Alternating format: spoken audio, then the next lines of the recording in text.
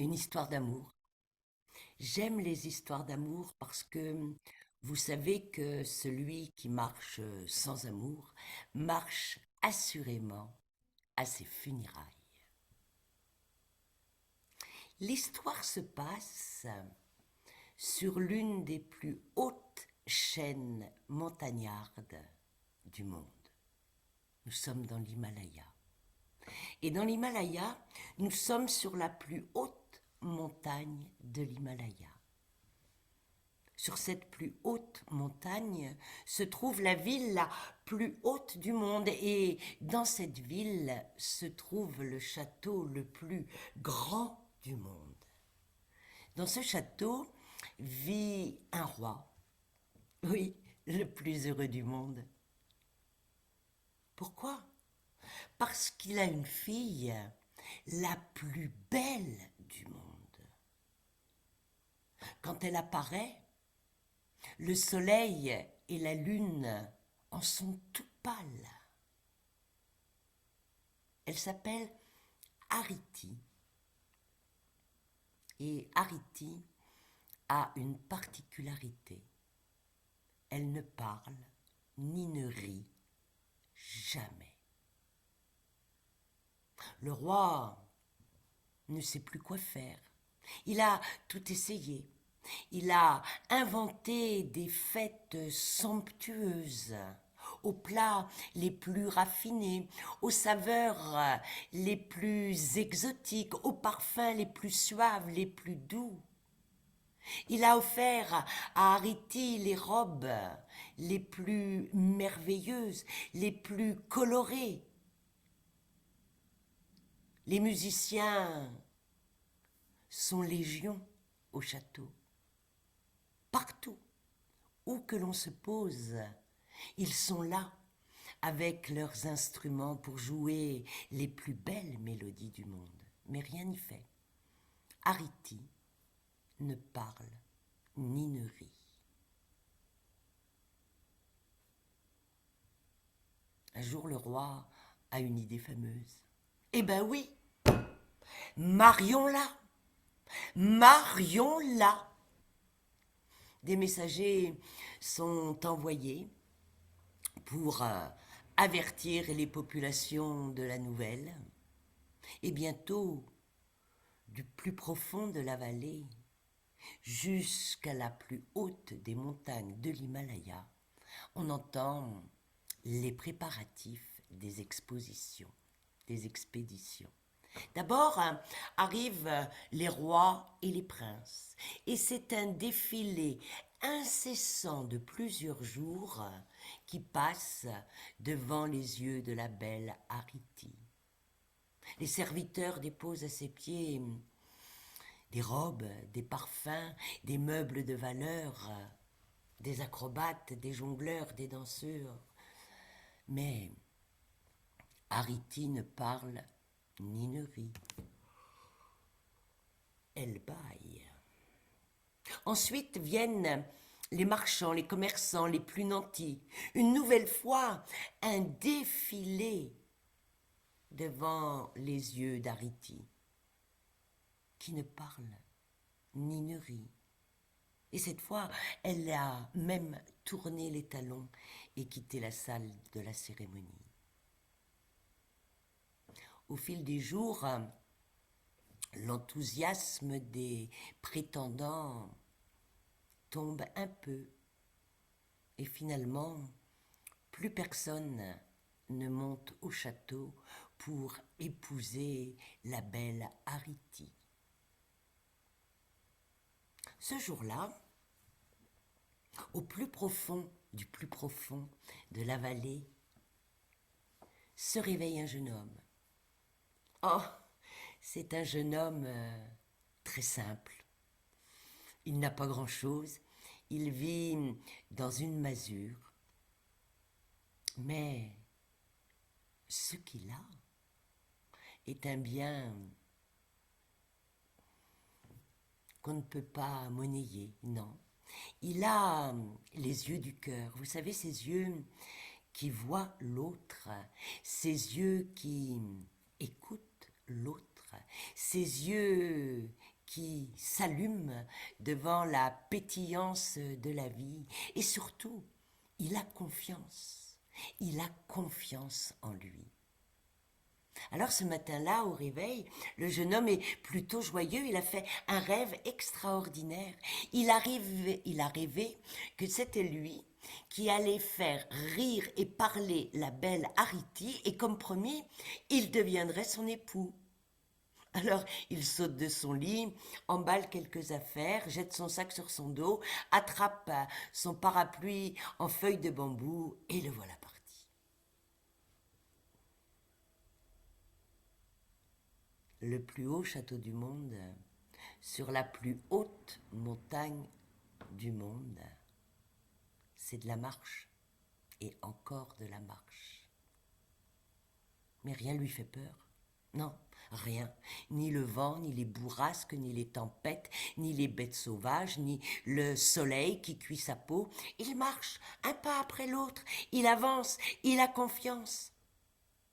À mi-chemin, il aperçoit une vieille femme chargée d'un fagot de bois sur les épaules qui vient à sa rencontre. « Où vas-tu donc comme ça, jeune homme ?»« Ah, je m'en vais épouser la belle Ariti. »« Ah, quand même, rien que ça. Et comment vas-tu t'y prendre ?»« Ben là, je ne sais pas, mais j'ai confiance. » La vieille regarde le jeune homme de la tête aux pieds. L'examen est satisfaisant parce qu'elle lui propose de s'asseoir à côté d'elle le temps qu'elle lui raconte pourquoi Ariti ne parle ni ne rit. Donc voilà, écoute-moi bien. Il y a longtemps, si longtemps que le temps n'existait pas, Ariti n'était pas femme, non, elle était biche. Elle s'est installée au milieu d'une prairie fleurie avec son faon pour être à l'abri et le voir grandir en gambadant. Mais un jour, les hommes sont arrivés. Ils ont chassé la biche, égorgé le faon. Ils ont poussé la biche jusqu'au ravin où elle s'est perdue, écrasée peut-être dans le fond.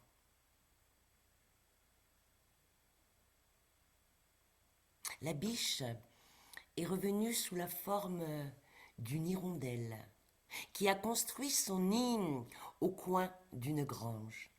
Elle y a déposé 5 œufs qui sont devenus 5 jolis oisillons. Un après-midi, pendant qu'elle faisait les allées-venues pour les nourrir, des enfants sont arrivés.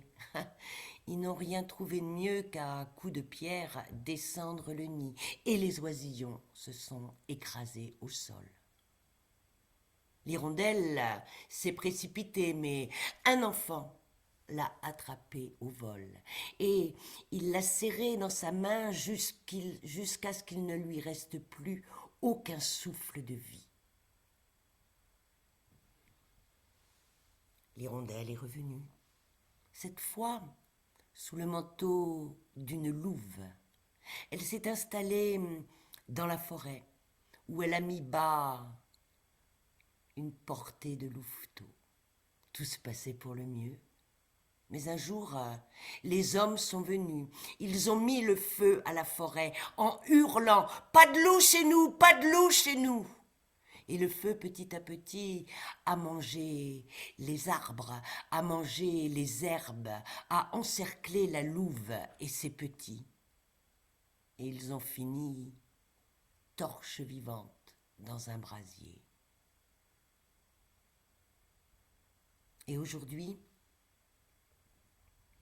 elle est revenue sous la forme de Ariti. Et elle s'est fait la promesse de ne jamais parler, de ne jamais rire.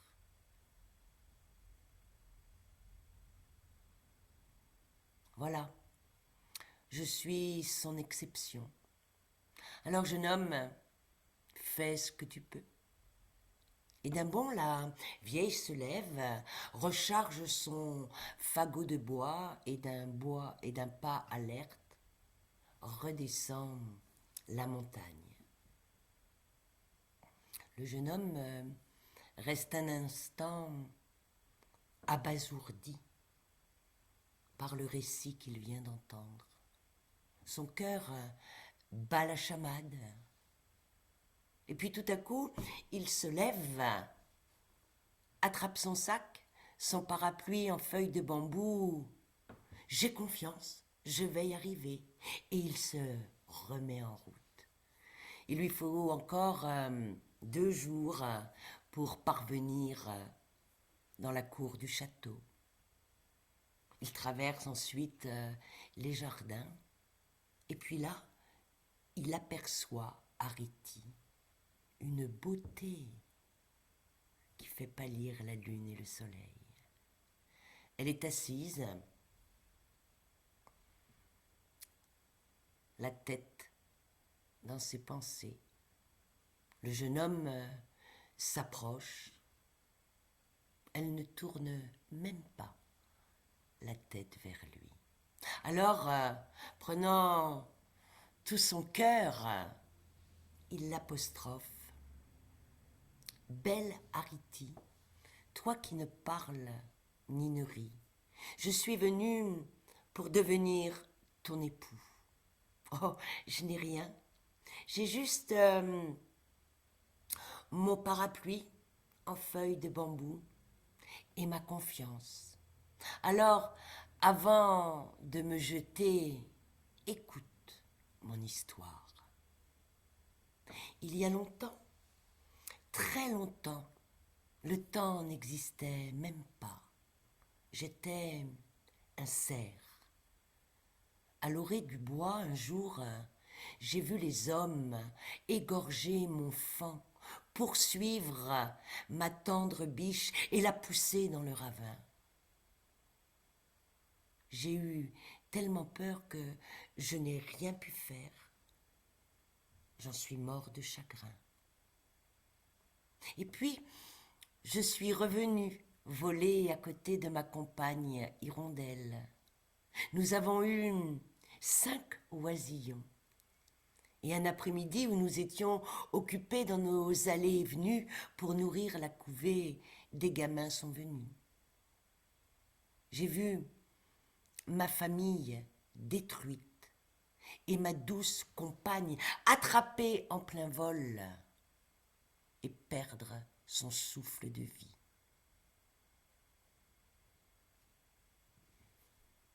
J'ai tellement pleuré, pleuré, pleuré que je m'en suis noyée. Et puis, je suis revenu, loup, fort, courageux. Ma louve avait mis bas et je chassais dans la forêt. Quand soudain j'ai entendu des cris et j'ai vu les flammes du feu enserrer les arbres, les dévorer, se rapprocher de plus en plus de ma louve aimée, de mes louveteaux adorés. Et ils sont devenus torches vivantes pour s'écrouler au bas des arbres calcinés. J'ai hurlé à la mort. Des jours, et n'en pouvant plus, je me suis jetée dans le ravin. Et aujourd'hui, je suis revenue, moi, juste moi, l'homme au parapluie en feuilles de bambou qui a rien, juste sa confiance. Et le jeune homme se tait. Pendant le récit du jeune homme, Ariti s'est lentement tournée vers lui. Et à présent, elle le regarde plein les yeux, sur les lèvres, un indicible sourire. Elle lui tend la main et l'entraîne vers ses appartements. D'abord, un bon bain pour enlever les poussières du chemin, les peines et les chagrins du jeune homme. Elle le brosse, elle le frotte, elle le caresse, elle le sèche. Et puis, de son pas tranquille, elle l'emmène dans sa chambre. Et c'est là que le conte se finit.